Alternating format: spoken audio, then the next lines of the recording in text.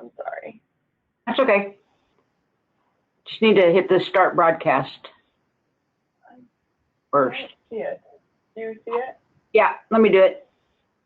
Thanks. The broadcast is now starting. All attendees are in listen-only mode. Hello, everyone. Thank you for joining the intensive session that will be held at the Consumer Voice Conference on Sunday afternoon, November the 5th.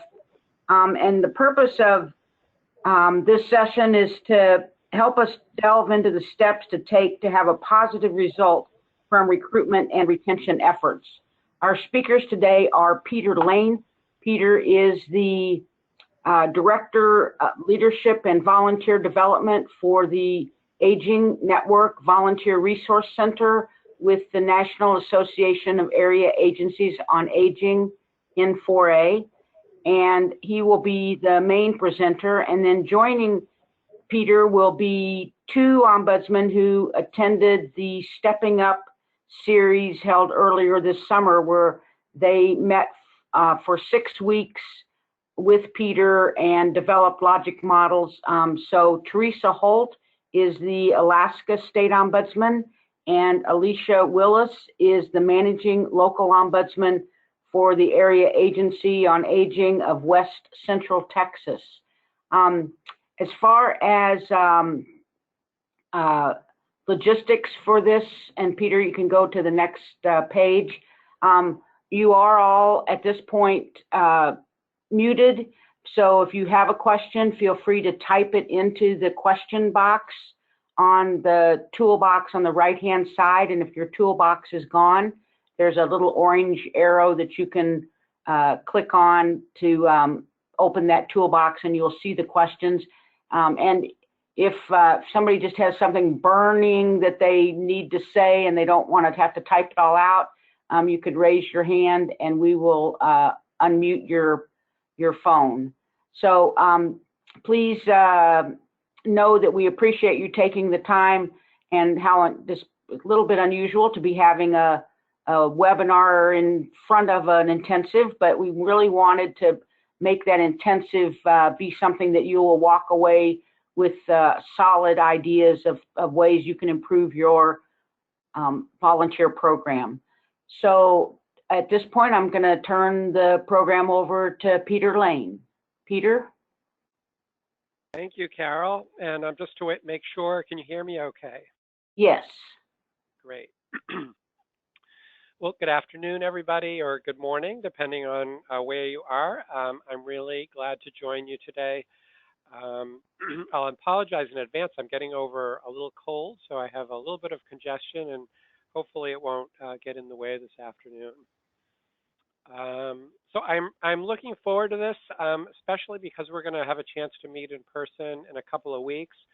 So I am just really pleased that Carol invited me to do this, and that we decided to sort of do the webinar and the in-person together. And I hope that will really benefit all of you, and you'll get some good ideas from the session.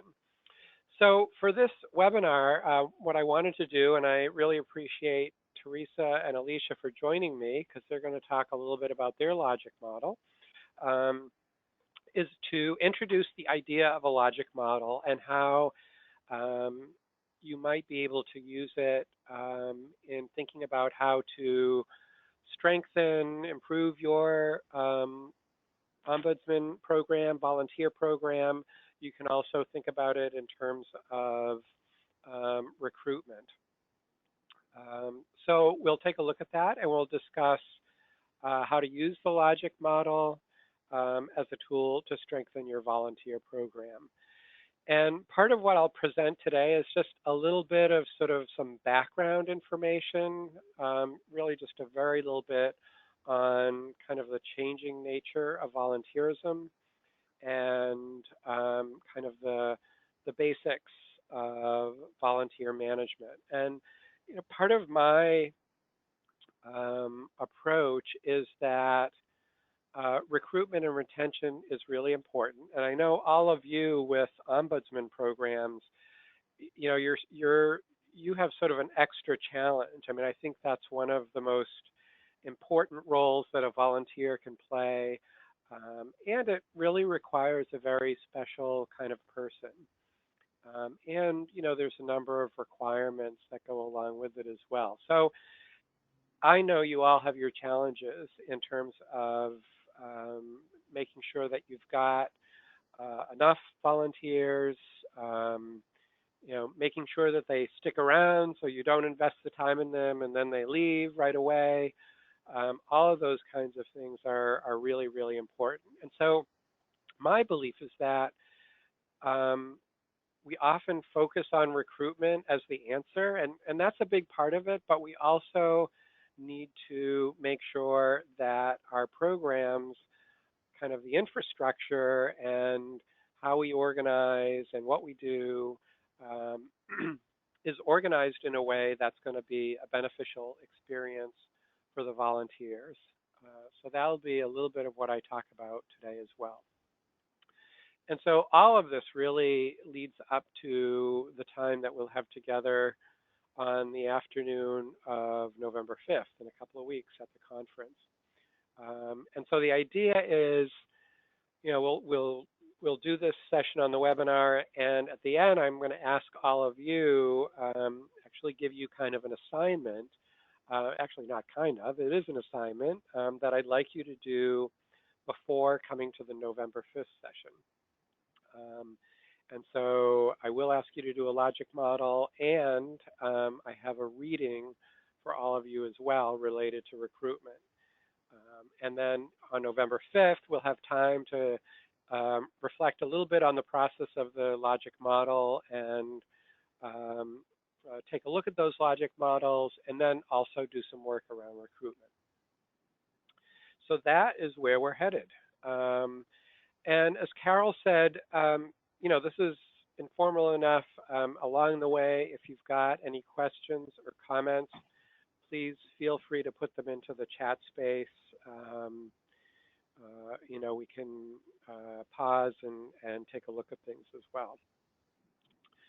So I think I've got everybody here, but I just wanted to note the range of agencies and state organizations that are represented here today. And partly why I wanted to do this is, you know, I've got information to share, but I really believe that all of you are experts at this and have a lot of experience and expertise to share with your peers. And I think there's a lot of value from that kind of peer exchange. So again, feel free to jump in on the webinar, but on November 5th, when we're in person, we'll have a little bit more of an opportunity to do that. The other thing I wanted to make note of is, you know, all of you are different. The organizations and agencies that you're housed in are different. Some of you are very, you know, you're part of a state agency and you're responsible for the whole state. Others, it's a little bit different. Some of you might have gotten organized, or how you sort of organize your volunteer program is different than others. And so I know that all of you have unique needs. And so what I'm hoping is that what I offer you today, you know, you'll be able to kind of pick and choose and adapt what I'm presenting in a way that will benefit your ombudsman program.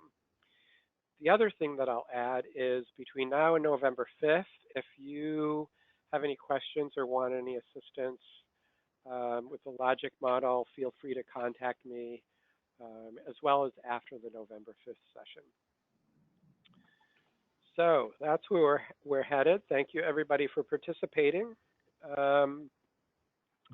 So I wanted to take a minute just to talk about kind of the world of volunteerism today. And partly I think about it because of this large baby boomer generation that's retiring. So a lot of work here at the Aging Network Volunteer Resource Center has been promoting and helping agencies involve older volunteers. There's lots of research on the health and wellness benefits of that. This, in particular, this baby boomer generation is probably the most educated, experienced generation ever, right? And it's also really big. So we've got lots of people who are entering retirement. Many of them are looking at ways to stay busy, contribute, learn new things. At the same time, I also recognize that many of them are themselves taking care of parents or taking care of children or grandchildren. So there are those kind of added pressures as well. Along with, some are still working or working part-time. So there's a lot of opportunity there, and, there are challenges as well. The other thing, I talk a lot about how I got interested in volunteerism and the fact that, my parents volunteered a lot in the community that I grew up in. And my father was very involved in Kiwanis. And so that was kind of the outlet of how he volunteered. And that was really throughout his adult life, that was a lifelong commitment. That doesn't happen as much anymore. People are less likely to affiliate with an organization over the long term. Um, so they are looking for things that are flexible, maybe short term, maybe stick with something for a while and then move on to something else. So again, that's a challenge and something that uh, all of us working with volunteers need to take into consideration when uh, organizing our volunteer programs, managing them, and recruiting for them. So a lot of my comments this afternoon, I'm referring to a chapter in a book called Volunteerism 2.0. And there's a chapter that I like called The New Volunteer Manager's Toolkit. It was written by a woman named Jennifer Bennett, who works for Volunteer Match, the online site. And so she, it's kind of a subtle thing, but she doesn't talk a lot about being a volunteer coordinator or volunteer manager. She really advocates for the term leaders of volunteer engagement. And she talks about three things as being really important to volunteerism today. One is this idea of engagement. And she talks about it as really connecting volunteers to the mission of your agency. So, it still includes the basics of things like recruitment and recognition and retention, but the need to kind of think creatively about how to focus on projects or thinking about recruiting for very specific skills and experiences that you need. That volunteerism is no longer just about stuffing envelopes. People are really looking for things that are interesting, challenging, and engaging. Um, and if you think about that baby boomer generation, obviously this is a little bit of a generalization, but it's sort of the generation that's been known for trying new things and new experiences and all of that kind of stuff. And so it's very interesting to think about how this generation is going to redefine what it means to retire. Somebody recently told me, forget who it was, I need to attribute it, but somebody said, it's no longer retiring, it's rewiring. So just this whole idea of in our society thinking about retiring as being something different than what it used to be. The second thing that Jennifer the Offer talks about is impact, is that people are really wanting to understand and to see the results of their contributions. They really want to know that it makes a difference. So, this idea of thinking about the work as a project or having a defined outcome can be really helpful in attracting volunteers.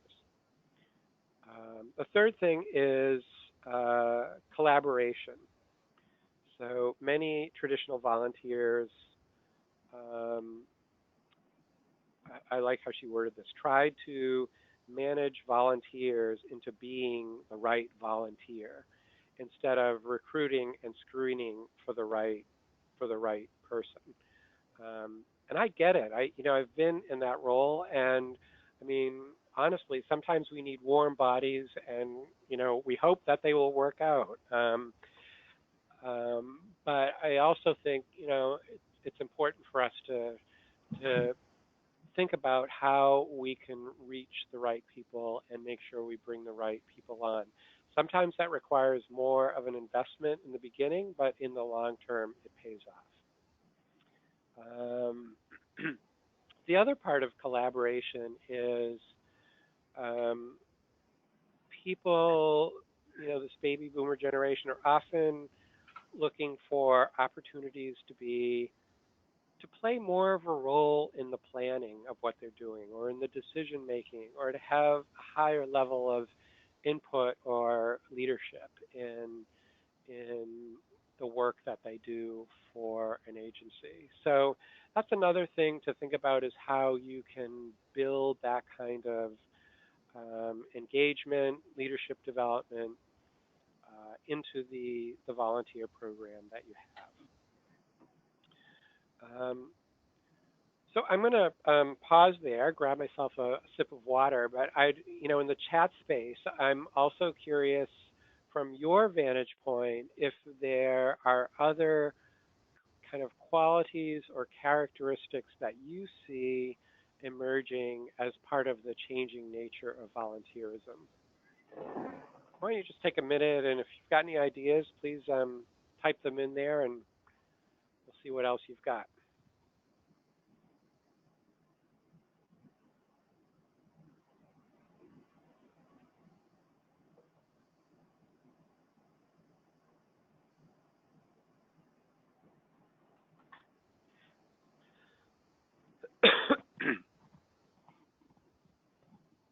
So Carol, we got any other ideas? No, I'm thinking that everybody's got their hands, they're sitting on their hands instead of using them to type. Well, that's fine. I just wanted to give everybody the opportunity to sort of respond to this list as well and to add to it, because I know you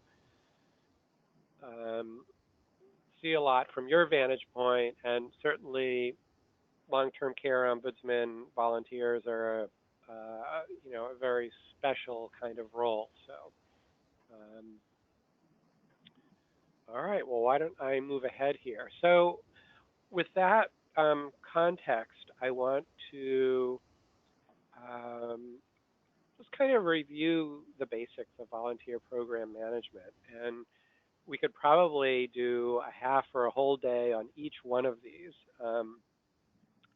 And probably many of you are familiar with these, but I do want to just remind ourselves about this, because again, I really think making sure that we create the infrastructure that is going to support the kind of volunteer program we want, or the vision we have for a volunteer program, is really important. So starting up at the top, just the planning. This is a lot about sort of what I just talked a little bit about, is thinking about the specific roles, and if you can, some kind of project or defined boundary around the volunteer opportunity that you're offering, and then to really think about the skills and expertise or experiences or qualities of the kind of volunteer that you're looking for. And then I know there's probably pieces of this that each of you need to think about based on your program. So if you're a state program, are there parts of the state where you really need to concentrate on? Or if you're working with partner organizations, is there some way that you need to support them or work with them more closely? So there's other pieces of that that each of you I know need to think about carefully. Recruitment, so important, and I know, I just hear this, how this is front and center for everybody, how it is so important to get good volunteers in the door, and how difficult and challenging that is these days. And it could be things around, I've talked to a lot of people about the challenges of recruiting in rural areas or economically depressed areas. There are so many factors that go into how you recruit in certain areas of your state. I think of recruitment in two ways. One is what I call casting the wide net. So that's, showing up at the volunteer fair or posting something in a newsletter. And then, fingers crossed, somebody responds and comes through the door and they work out. The other is targeted recruitment, and I'll talk more about this on November 5th, is really thinking and putting together a strategy for how you can find the people with the skills and experience that are going to be successful as long-term care ombudsmen. And then the other thing that I always talk about with recruitment is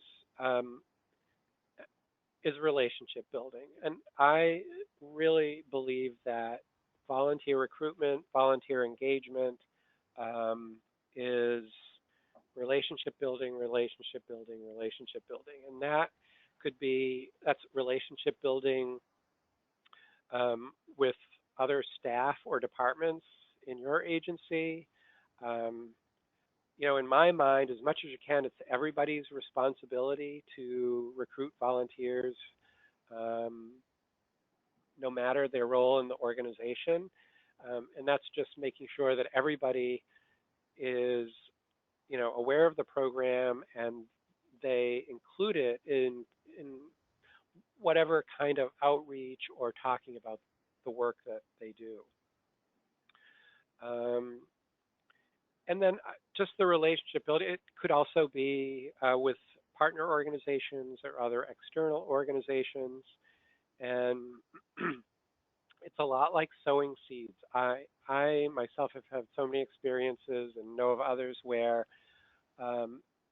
you might attend a volunteer fair or you talk to somebody, you think it's they're interested, but it doesn't, for whatever reason, happen right away. But a year later, 6 months later, whatever time period it is, they come through the door. And so I think, sort of having your antenna up all the time and and talking about the program and volunteering is really, really important, and that it is about sowing seeds and then nurturing those seeds. Orientation and training, and I know this is very important for long-term care ombudsmen in terms of the work that they do. I also think about this as an opportunity to educate people about aging issues in your community or your state,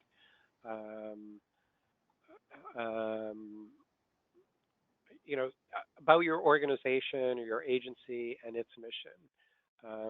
So your volunteers know that they know what they're doing as an ombudsman, but they really feel a sense of community or affinity with your organization, that they are part of something more or bigger than just being a long-term care ombudsman. And I think that happens as part of the orientation and training and selection. Um, and then moving around to supervision and evaluation, I always, want to remind people that this is a two-way street. It's a great opportunity for you to give feedback to volunteers, but to also get their feedback about how you're supporting them and how the agency is supporting them and any ideas that they have. Recognition, another important part of volunteer management. You know this as well as I. People volunteer for many different reasons. They may be wanting to get experience that will help them with a job. They may have had a loved one who was in long-term care, and they are just committed as a part of what they experienced and learned from that process. Um, and so I think it's really important to tailor the recognition to the different needs and desires of the volunteer shoot that you have. So, again, it's not one size fits all. Um, it's important to the extent that you can tailor how you recognize volunteers. And then this again just leads back to planning, right? We're almost sort of a constant cycle of this. So the other thing that I want to say about this, obviously, is in the center is retention. And I really liked this diagram because I often hear people talk about, oh, I need to do a better job recruiting and retaining volunteers, as if they're very distinct, separate activities. Like I will recruit today and I will retain tomorrow. Um, and what I like about this diagram is it really brings home the point that retention doesn't happen in isolation. Um, it's important for us to do all of these things really well, and the extent to which we do them well will increase the retention rate.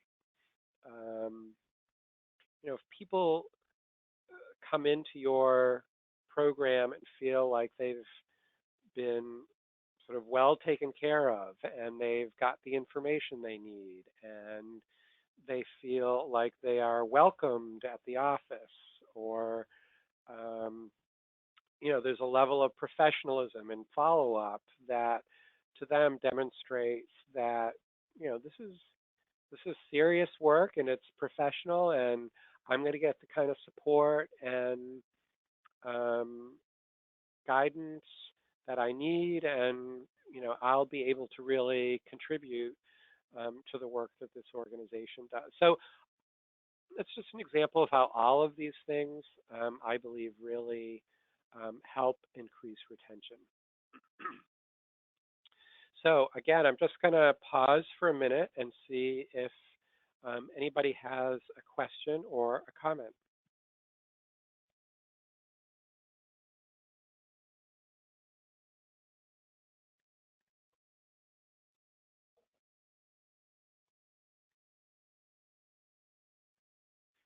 Okay, Carol, should I keep going?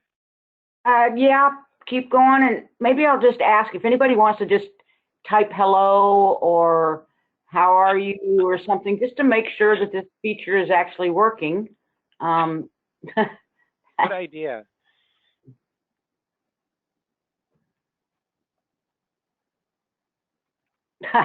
Okay, I got a hello. Yay. Well, that's all right. And there's something nice about the anonymous nature of webinars. As a presenter, it's always kind of funny to, when I'm looking just at a screen, I don't get any reaction. But let's keep moving. Here we go. Okay. Um, so some of you may be familiar with logic models or have even used a logic model. I know, I've seen them in a lot of different, used in a lot of different ways. And um, Peter, could you yep, could you speak up just a little bit louder? sure, I will Oh, do that. that's great. Thank you. Um, yeah, so I was saying probably some of you or all of you are familiar with a logic model or have heard about them, have used them.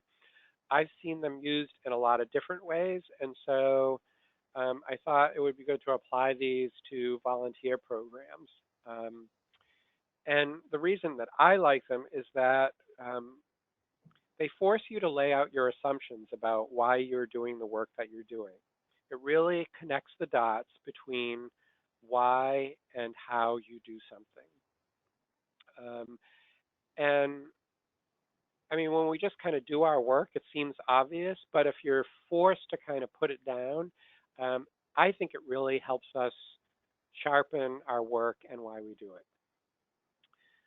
And then when you do that, it really helps with planning and implementation, sort of, the steps in doing something and getting to kind of an outcome or a vision for what you want to accomplish. It really creates a roadmap, and in relation to that, it can help get everybody on the same page. So if you're working with a variety of staff or other departments or partner agencies, um, you can either present it and talk about it, or you could even create a logic model together. Um, and that way, everybody's sort of, like I said, on the same page or grounded and can sort of move forward together. In some cases, probably not for all of you, but you can do a logic model in a way that connects what you're doing to a higher level strategy within your agency or organization, and really connect it to the organizational mission and strategy, or even community-wide goals. And lastly, it can be used for you to help develop an evaluation plan, and to create benchmarks or metrics that you can monitor or assess and evaluate along the way, and help you to make changes in the future.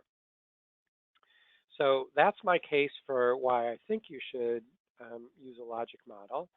Um, there are lots of different, or I've seen lots of different ways to do a logic model. If you Google logic model, there's just, there's tons of them.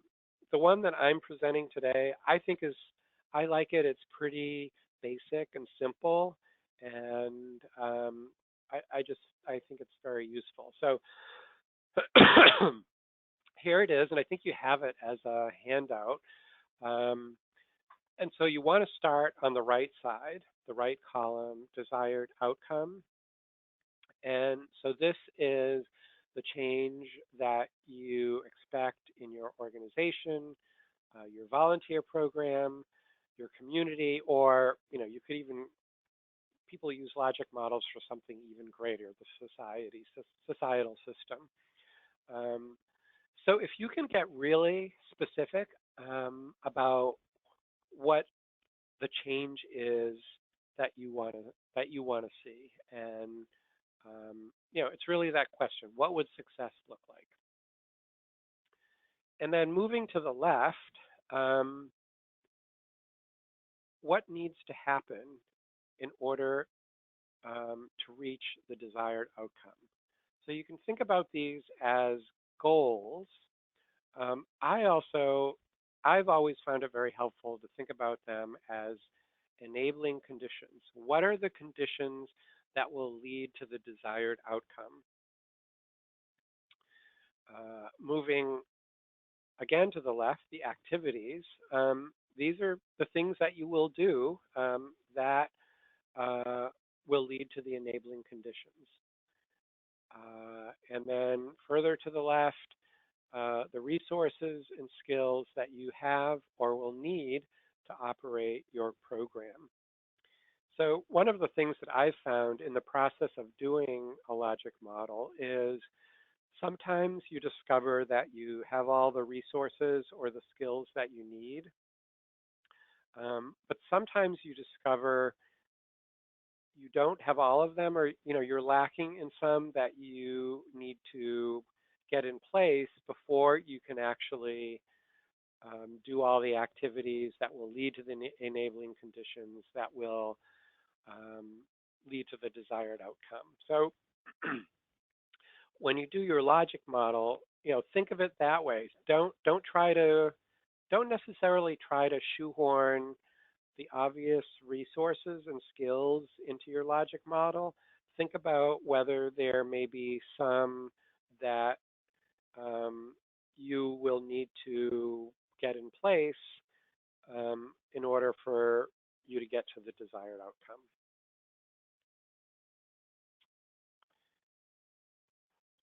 So I am going to, again, just pause there for a second and take a sip of water, but give everybody an opportunity to ask a question or see if anybody has a comment. In just a minute, we're going to move to the examples that Teresa and Alicia have, and one other that I'll share with you. So let's take a quick break, and if anybody has a question or comment, please put it in the chat area.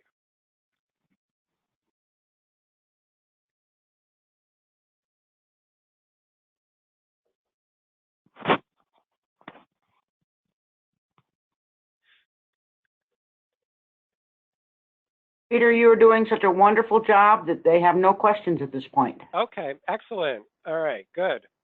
Well, good. Well, I am going to pass the baton actually over to Teresa from Alaska.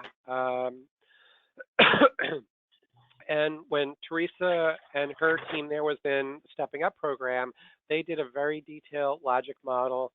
I just took one segment of it here. So Teresa, do you want to talk a little bit about what's here and your bigger logic model and sort of what you got out of the process of doing it, and any tips you have for folks? Okay, I just want to make sure, can everybody hear me? Sounds good for me. Yes, you are fine. Okay, so I guess the first thing that I wanted to say was that when Peter asked us to do a logic model, all my staff rolled their eyes and we were like, oh, we can't do this. So I'm sure there are some people on the phone who are feeling like we have to do this homework before the 5th, but really don't be scared off. It's just really a term for a plan. And so what we did was we really just got our team together, and that's something I would suggest that you do. Don't just the state ombudsman do it or the person in the office who's the volunteer coordinator, but to get a team together. And we did exactly what you said, Peter. We started with our desired outcome, which was to have 50 consistent volunteers, and sort of worked backwards. How would we need to do that? Well, we need to recruit 10. We train volunteers quarterly, and so we needed, we were hoping to get 10 new folks. What was really interesting is, and you don't see it on this logic model, we did post notices in gathering places, which has been successful, but we changed where we post things. And so we decided to post in some restaurants that really promoted community service, that gave back to the community, some organic coffee shops, just some different places than where we had been posting, and we got an okay response from that. But one of the things that really came out of this whole training that we did with Peter was we decided to do a Facebook page. And so we did a Facebook page and nothing happened. But what we learned from that, sort of tied with this post in different places, is we found out that communities, because our goal was really to target specific communities have Facebook pages. And so we started posting our trainings on their community Facebook pages, which you need to have a Facebook page to be able to do. And we quadrupled the number of volunteers that we recruited. So it was a huge success for us. Oh. So sometimes it's not even the logic model, but it's the ideas that generate and the idea that we're trying to recruit in new and different places that sort of got us to where we wanted to be. Usually we have about 8 people sign up for trainings and 6 come. Well, this last time we had 17 people sign up and 12 people came. So we were very excited about that. And then the last thing that I just wanted to say was that we made our plan pretty specific, and then we picked, a couple of the things out of the plan that we were absolutely going to work on, and we had dates that they were going to be done, and we had staff assigned, and then we also set up meetings to sort of check progress as we go every couple weeks, because what happens is a lot of times you do these trainings and then you're like, oh, those are great ideas, and then you get busy and you forget about it. So that would be the other thing that I would suggest. And I think that's all I have, unless somebody has questions. That's great, Teresa. Thank you. It's also good to hear about the Facebook experience. And but what I appreciate you saying is, this is a different way to plan, or a little bit different. And what I'm really glad is, I always find when you do these kinds of exercises, it can often shift things a little bit. And I also really appreciated that you said, do it as a team, because I think that's the value in it. When you just do it in kind of a different way, it creates, new ideas or new energy. And this idea of, you try something and then you kind of learn from it, and then you realize, oh, we have to post on everybody else's Facebook page. So that's great experience, and thank you for sharing that. Yeah, and it really surprised us that, because we had been targeting specific communities and we had gotten no response, and we have gotten 4 or 5 people from each of those communities. So, oh, good. One idea just generates another. Yep, absolutely. So, well, good. And again, if anybody has any questions for Teresa or comments, put that in the chat space now. And I don't know, as I said, Teresa and her team there have a much larger logic model, but I really, as I said, like that idea of getting your team together to work on that and to bring it all together. So thanks for sharing that. So I'm going to move to the next one, which is Alicia in Texas, right? Alicia, are you there? Yes, sir, I am. How are you today? Doing well, thank you. So I completely can relate to how Teresa felt, their team felt when they were putting together the logic model. But I can honestly say, just as she did, that it was such a great tool once we got it finished, because it gave me the opportunity to sit down and kind of really think logically about how I was going to approach and what we were going to do. We're a little bit unique in that we have 19 counties. And we are in rural West Central Texas. So sometimes it's difficult to find volunteers in these smaller tight-knit communities. But some of the things that we have been working on is like the Facebook page, and kind of trying to outreach to Chamber of Commerce and things of that nature. Putting together my logic model, I did mine a little bit differently. In that I just wrote out on a piece of paper. So I did my outcomes like at the top, and then did my goals, and then my activities were underneath. It's the exact same thing. I just did it on a single sheet of paper. And then what I was going to need to accomplish those goals. Another really cool thing that I loved, the reading material that Peter gave y'all. Peter, is that the same reading material that we had to read the first time? They did not get that reading. Okay, we got a reading material that was really good in that I had always been thinking about volunteers just for one specific task. And the reading that we had talked about how there are multiple ways to volunteer. There are multiple jobs that need to be done in order to make things function best. And I had spent so much time focusing on having to get everything done on the inside in the office so that I could get volunteers on the outside that I didn't think about getting a volunteer on the inside to help me.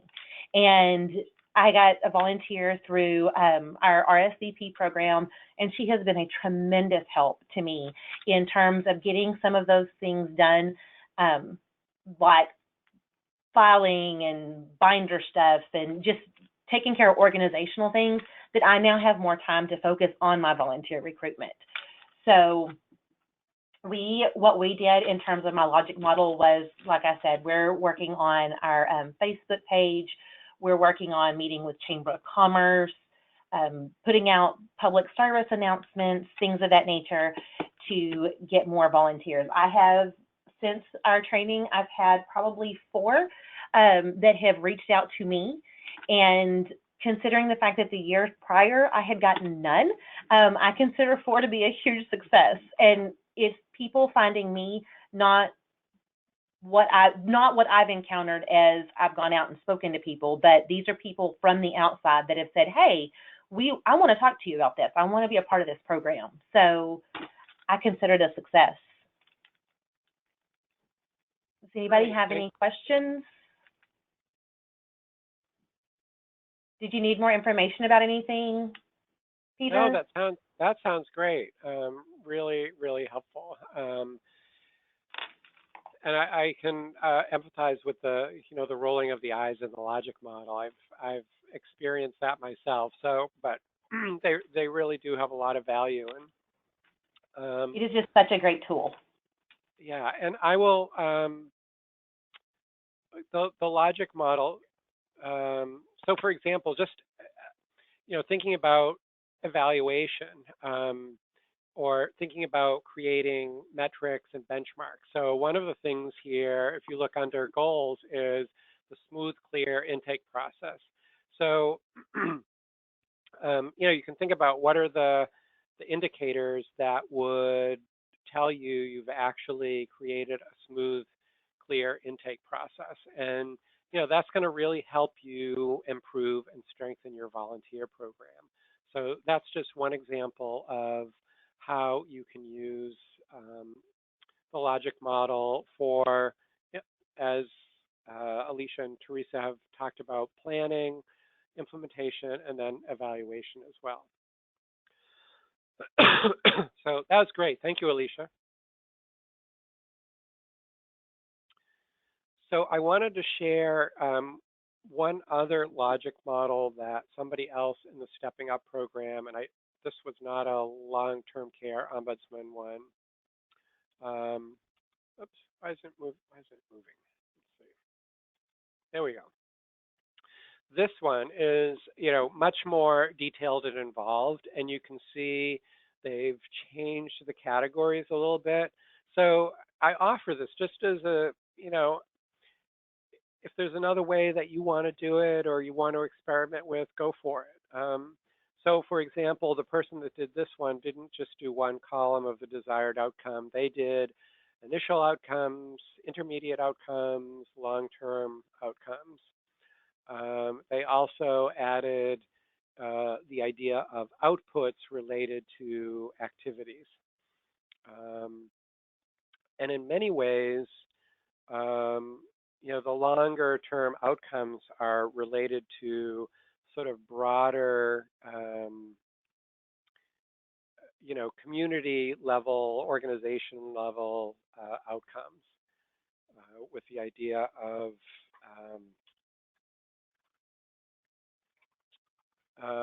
sorry, I lost my place here.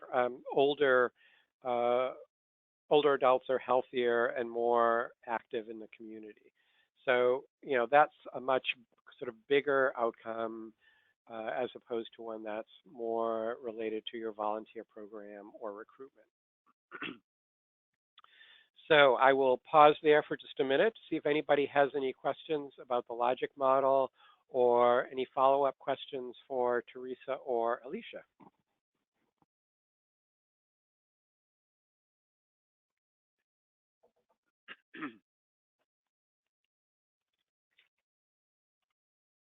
None at this time.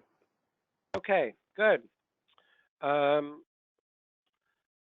So, when you do your logic model, think about sort of what level you want your desired outcome to be. Will it be really at your program or agency level? Is it going to be something else more at the state level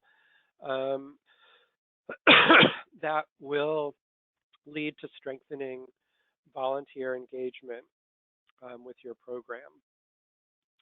It could be related to the volunteer experience or their satisfaction. Or it could be more specific to volunteer recruitment and retention. So you can kind of decide where you want to put the emphasis on. And again, when you do the assignment, you start with the desired outcome first on the right side, and then you move left.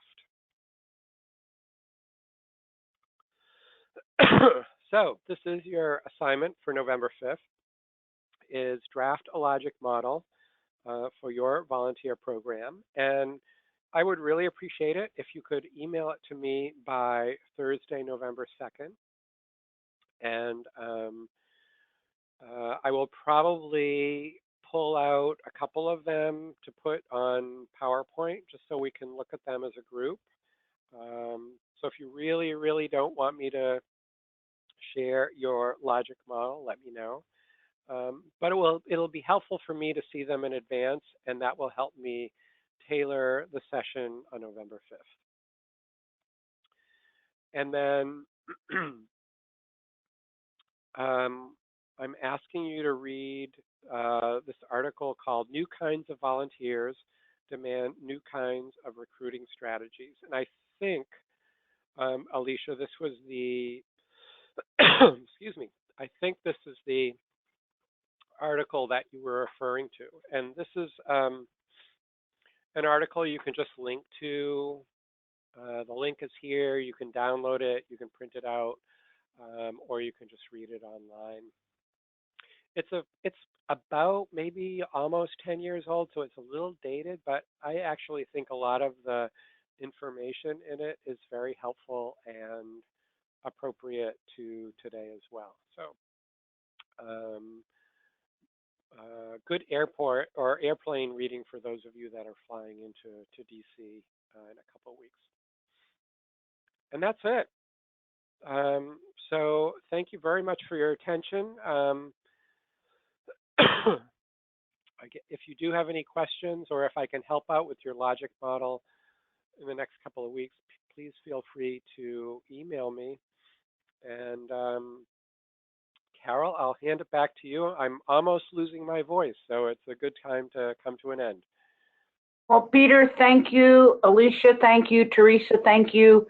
And all of you listening in, thank you. I think that the benefits of taking the time to sit down with your team to just do some basic planning will be very helpful, and it certainly will enhance your experience at the intensive on November the 5th. So in the email that I've already sent, and I'll be sending out another one, there'll be the template for the logic model. We'll also include the link to this article, as well as a recording. So if there are team members that you think might benefit from listening to this before you sit down, you'll be able to have them listen to the explanation of the logic model, so you can all be on the same page with whatever direction you go. So again, thank you to the speakers, and look forward to seeing everyone on November the 5th. Thank you, and have a great afternoon. Thank you. Bye, everybody.